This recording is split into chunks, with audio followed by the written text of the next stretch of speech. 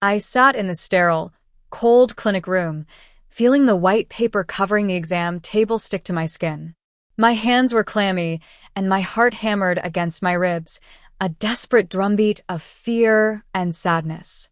Daniel, my husband, was on the uncomfortable plastic chair beside me, but he might as well have been a million miles away. He didn't touch me. He just spoke with a chilling, businesslike tone. "Amara, a baby right now will absolutely ruin our lifestyle," he insisted, his words flat and final. He talked about our travel plans, his career trajectory, the house renovation we hadn't even started. I was too shocked and overwhelmed to form a coherent argument, too crushed by his cold refusal to even consider keeping the child. This was supposed to be a joyous surprise, and he had turned it into a terrible, non-negotiable ultimatum. A nurse gently handed me the consent forms. My tears were silent as I picked up the pen and signed the papers, my heart breaking with every stroke of ink. I felt like I was signing away my future, my hope, and a piece of my soul, all to satisfy his selfish demands. We drove home in silence, the weight of the clinic visit pressing down on the car like an invisible presence.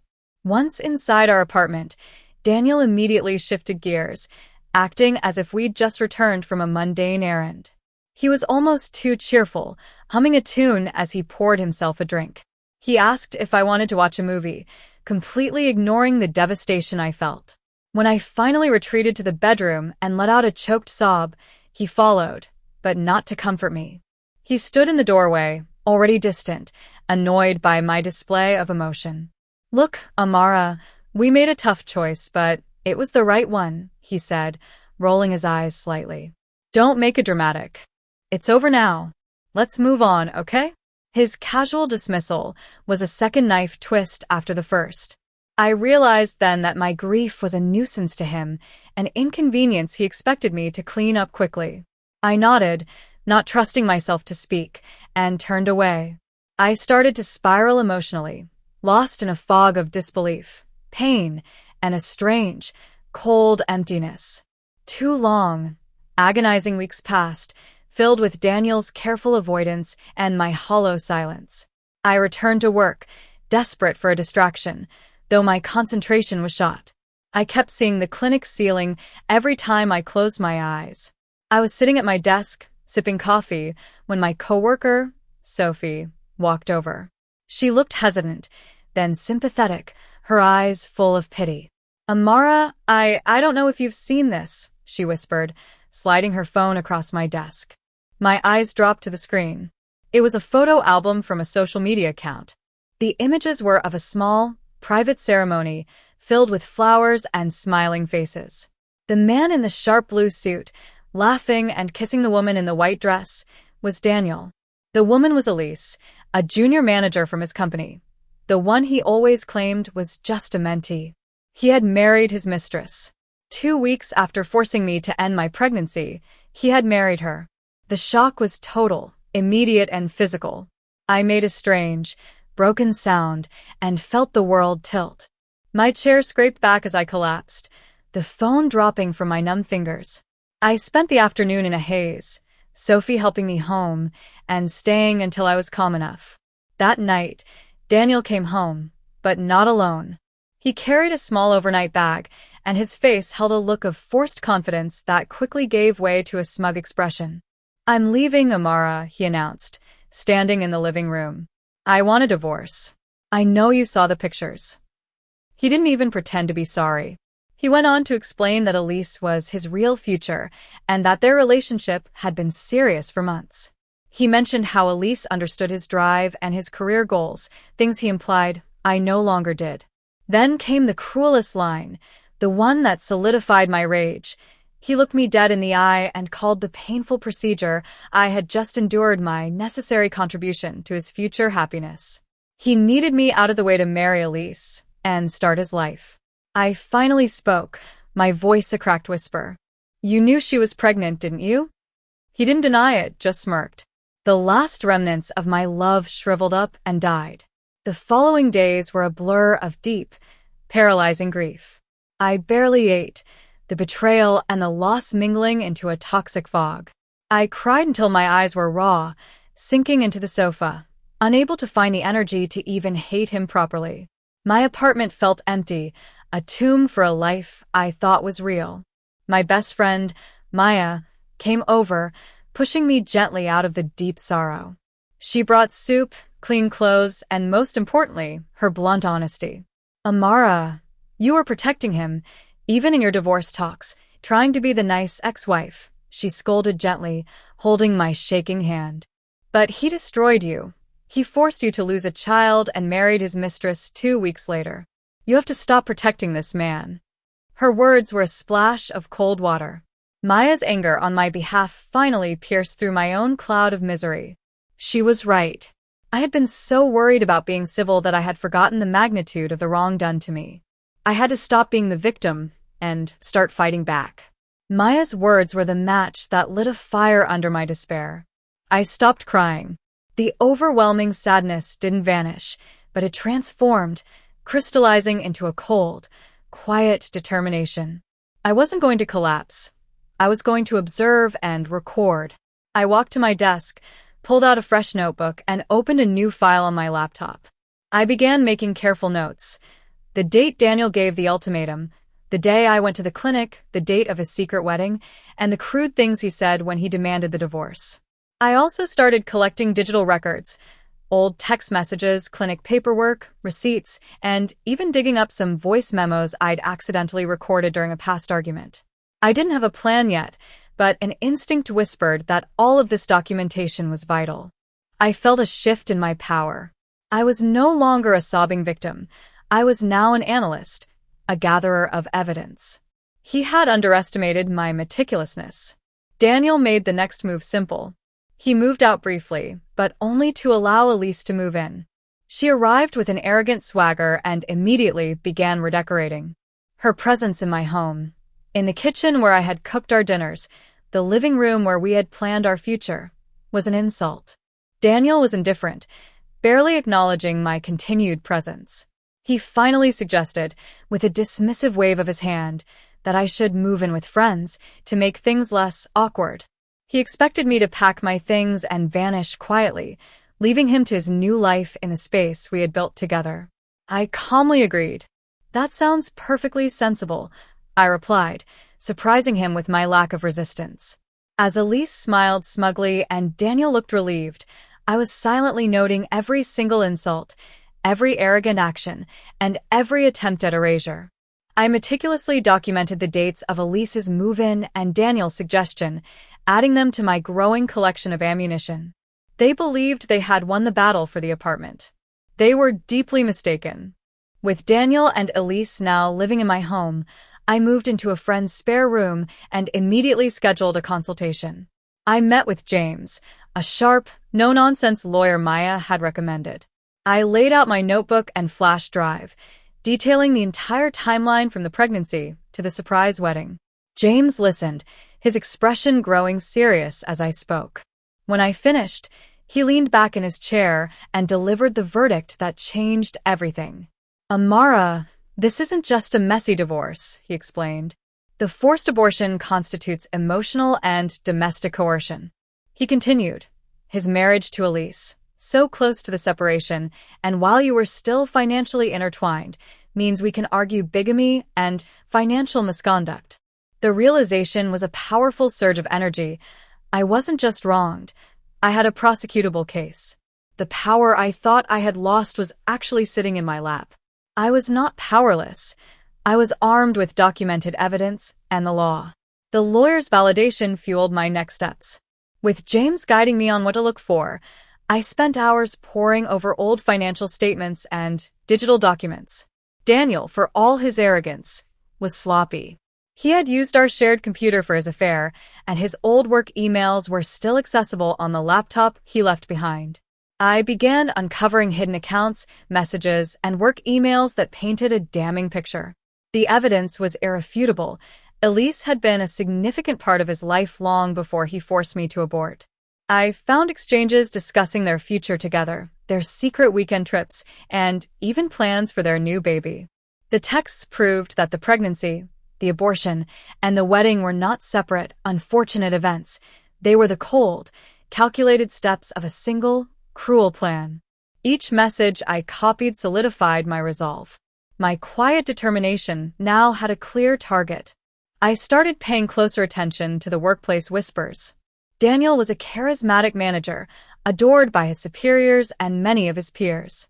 He had cultivated an image of a successful, family-oriented man, and he was untouchable, or so he thought. 66. However, Elise was less discreet. Her coworkers, especially those who knew her before she became Mrs. Daniel, knew she had been dating a married man. I connected with a few anonymous sources through Maya's network and quietly learned the rumors were beginning to leak.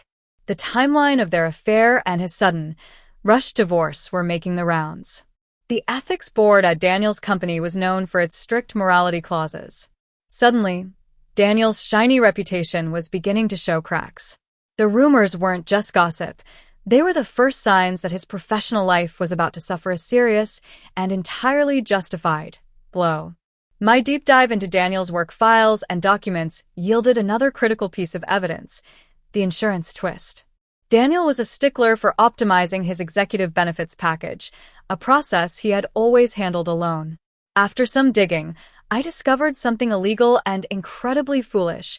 He had added Elise to his company health insurance and life insurance benefits weeks before our official divorce request was filed. He had listed her as his new spouse, while still legally married to me. This was a clear violation of company policy and, more importantly, a textbook example of fraud.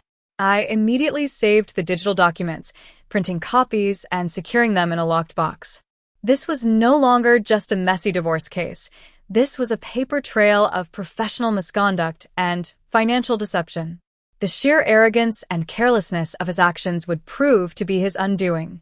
The true reason for Daniel's desperate timeline was revealed in a careless text message exchange I found between him and his best friend.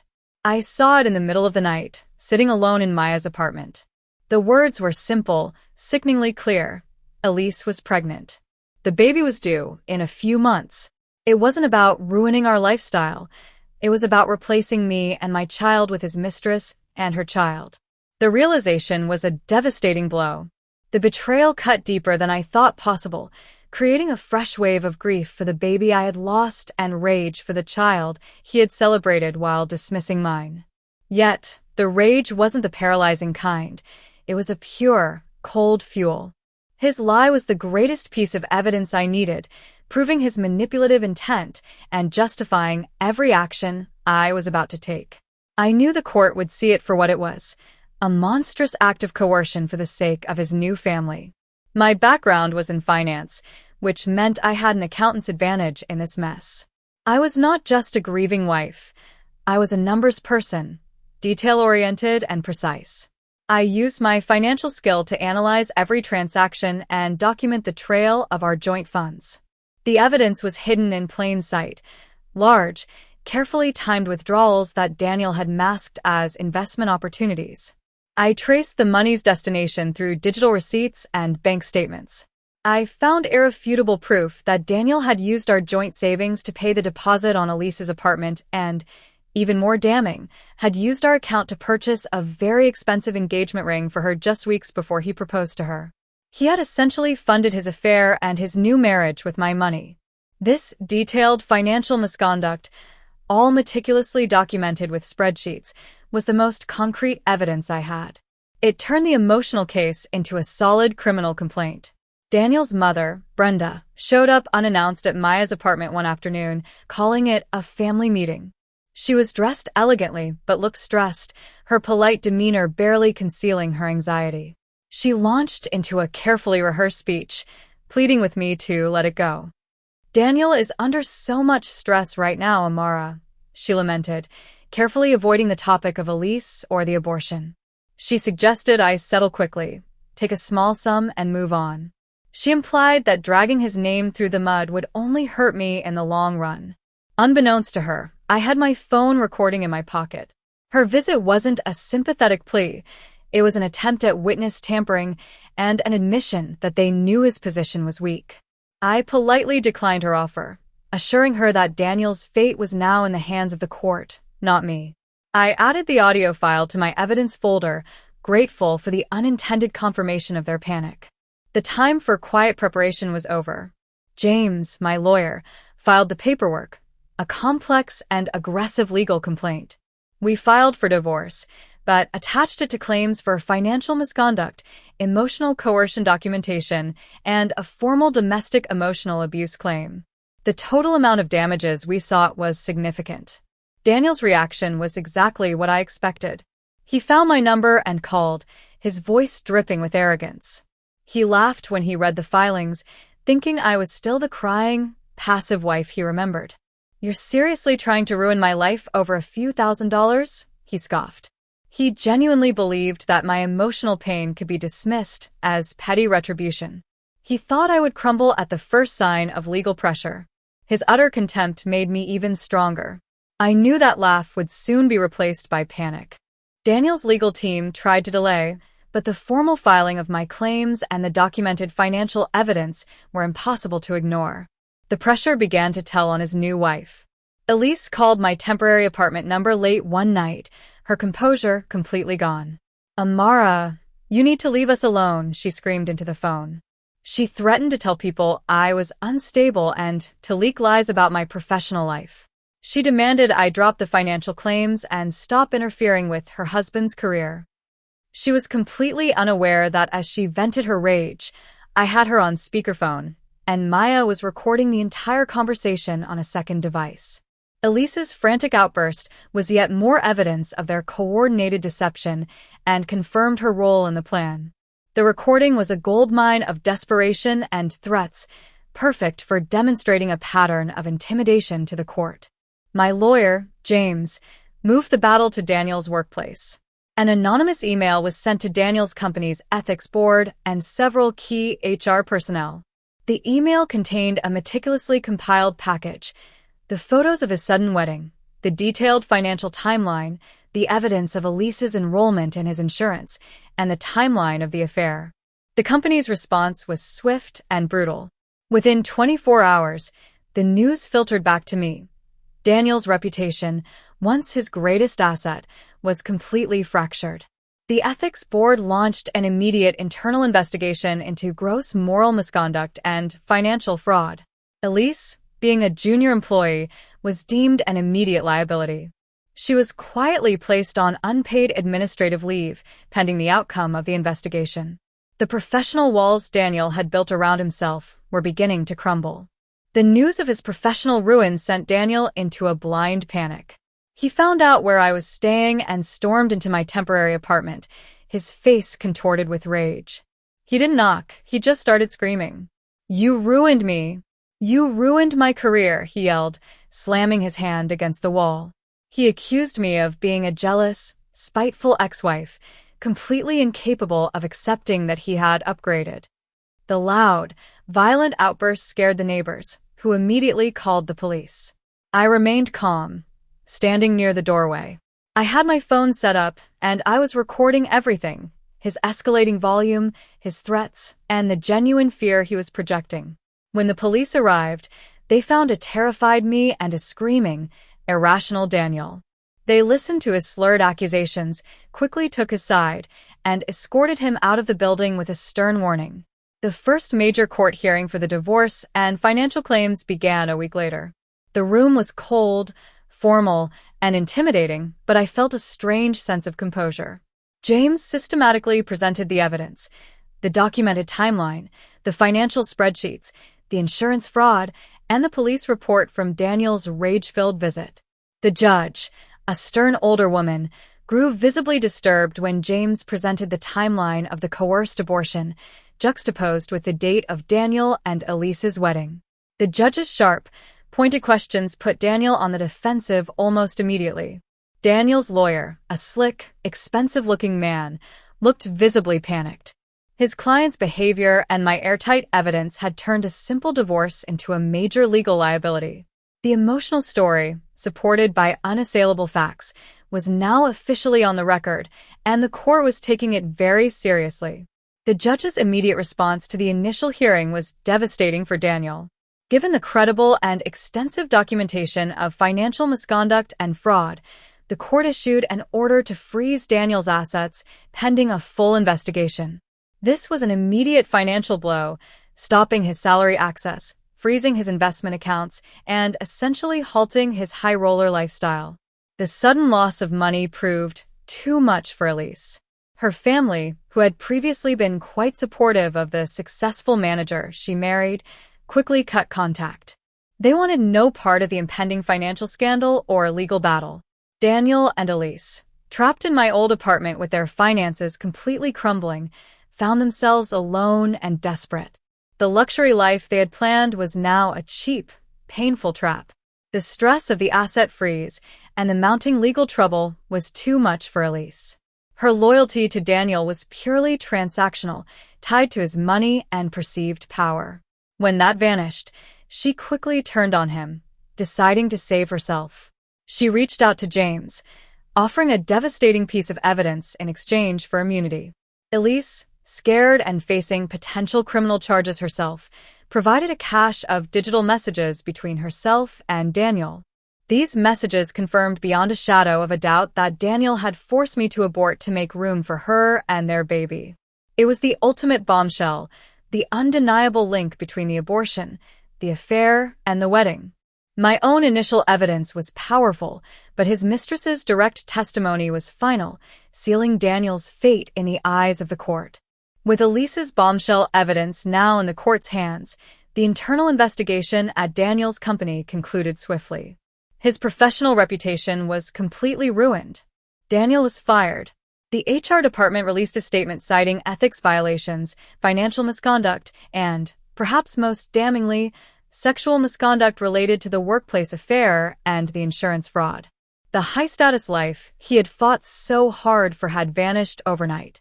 His former friends, mostly business associates tied to his executive position, immediately disappeared.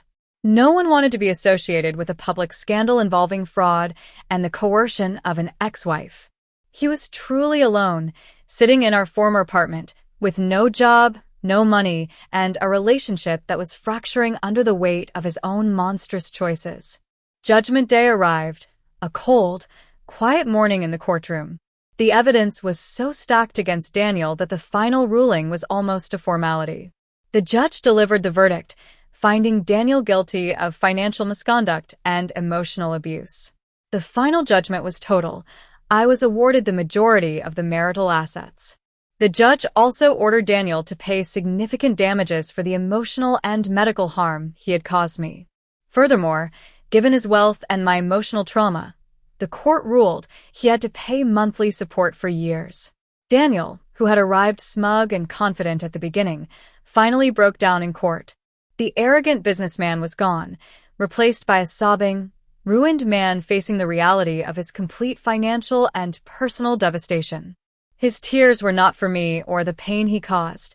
They were for the loss of his own precious life. With the court case over, I felt a deep, cleansing sense of closure. The money was restored, the truth was out, and the man who had tried to destroy me was gone from my life. I sold the expensive apartment, wanting nothing to do with that chapter of my life. I used the money to buy a quiet, beautiful home near the ocean. The sound of the waves became a soothing balm, washing away the noise of the betrayal. I started volunteering with women's support groups, helping others who had suffered from similar emotional and financial abuse. I wasn't just surviving, I was thriving. I was healing, rebuilt, and stronger than I had ever been. I learned to love the sound of my own silence and the certainty of my own decisions. The man who had taken my choice had inadvertently given me my freedom. Months later, I was sitting on my porch, enjoying the quiet morning by the ocean, when a battered old car pulled up. A man got out and slowly approached my door. He was thinner, unshaven, and looked utterly broken. It was Daniel. He began to sob the moment I opened the door. Elise had left him immediately after the court ruling, taking the remnants of his money. He had lost his job, his reputation, and, tragically, their baby had been lost due to complications. He was completely ruined, having nowhere left to turn. He started begging for forgiveness, for a second chance, for anything. I didn't say a word. I simply reached into my pocket, pulled out a crisp folded note I had prepared for this inevitable moment and handed it to him. It read, "What you destroyed in me, I rebuilt without you." I quietly stepped back and closed the door, locking out his pain, his tears, and his desperate pleas. The silence that followed was filled with peace, power, and the profound satisfaction of poetic justice. My story was complete.